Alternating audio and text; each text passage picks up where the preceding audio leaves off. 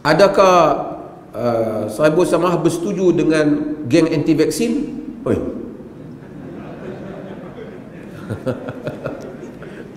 Geng anti-vaksin seronok, dia kata saya sokong dia. Kita bukan anti-vaksin. Kita telah keluarkan pandangan dan fatwa kita dalam hal itu dan kekal seperti itu. Apa yang kita bincangkan berbeza. Kita bincang keadaannya ketika COVID memuncak. Tidak ada siapa yang boleh bagi alternatif yang berkesan. The only benda yang nampak boleh untuk mengatasi, dan bukan pandangan ustaz, imam, ahli-ahli perubatan seluruh dunia, yang nampak solutionnya ketika itu apa dia? Vaksin. Dan vaksin ni bukan benda baru mai, lama. Cuma soal vaksin tu matang tak matang tu soal lain. Tapi vaksin adalah satu pendekatan, satu cara dalam perubatan yang telah berlaku sejak lama. Penentangan vaksin sejak dulu lagi, bukan di Amerika, di UK dulu dah orang tentang vaksin. Soal ada merkuri dan seumpamanya, lama cerita ni. Okey. Tapi ada orang mati kerana COVID sebelum ni? Ada tak? Ada tak tuan-tuan? Kata tuan-tuan, ada tak? Tuan-tuan pernah jumpa orang mati kerana COVID tak?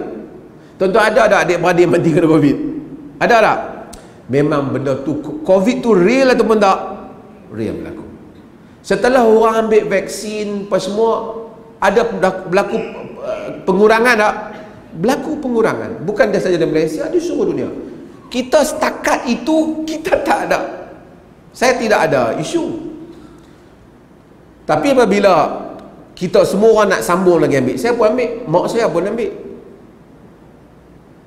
Dan saya dengar orang cerita tentang kesan, baca tentang kesan dos yang ketiga penggalak ni. Tapi apabila kita dapati ada orang ambil okey, tapi ada orang ambil yang macam-macam ada. Ada mata tak nampak, ada mai balik segala kayap. Ada juga orang yang dulu ada penyakit lain, ambil vaksin hilang penyakit tu. Ada. So yang kita kata kepada kerajaan ialah kenalah buat sikit, ataupun buat sikit, kena buat betul-betul pemeriksaan siapa yang boleh ambil, siapa yang tak boleh ambil. Dulu kita nak pergi ambil yang first tu, nampak macam dia check kita. Sekarang ni walk in terus cucuk. Dan swasta sebahagian yang buat dan seumpamanya. Dan ramai orang jadi mangsa. So kerajaan kena prihatin hal ni. Bukanlah kita kata adakah perlu sampai yang ketiga. Itu pun kita nak kena tanyalah.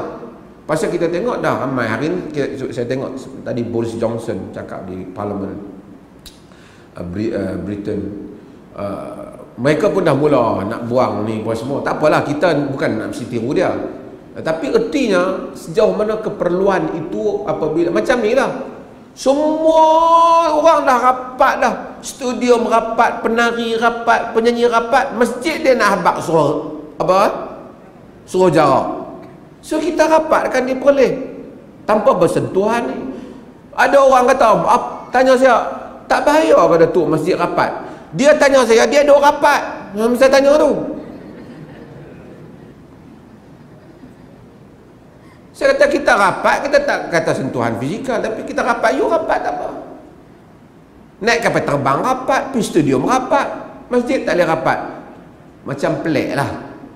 So, ini banyak benda yang kita tanya. Apabila jawapan tu tidak sekukuh jawapan pada pusingan yang pertama. Kita bukan nak ikut semua benda. Masa awal kita nampak reason kuat, jawapan dia kuat. Kita accept untuk, and that particular period of time, we accept the answer.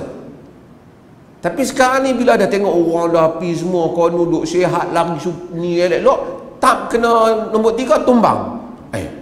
Tadi dia duduk elok, hang bagi dia tumbang, buat apa?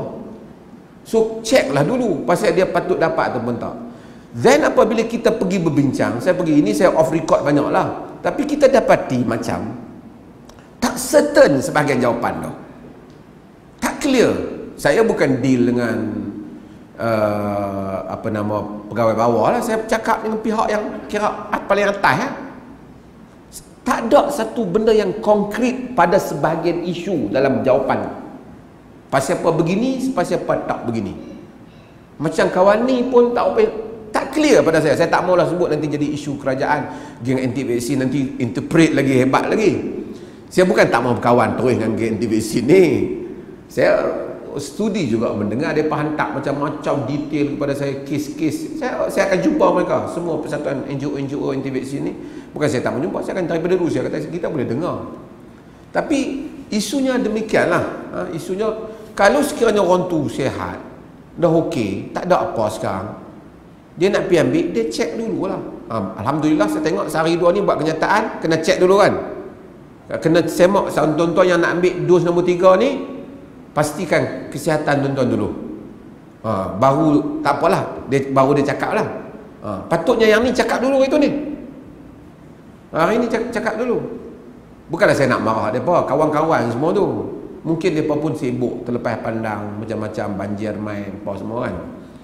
Jadi tak dan. So itu isunya lah. Kita nak kesihatan rakyat negara ni keseluruhannya. Kita bukan against establishment.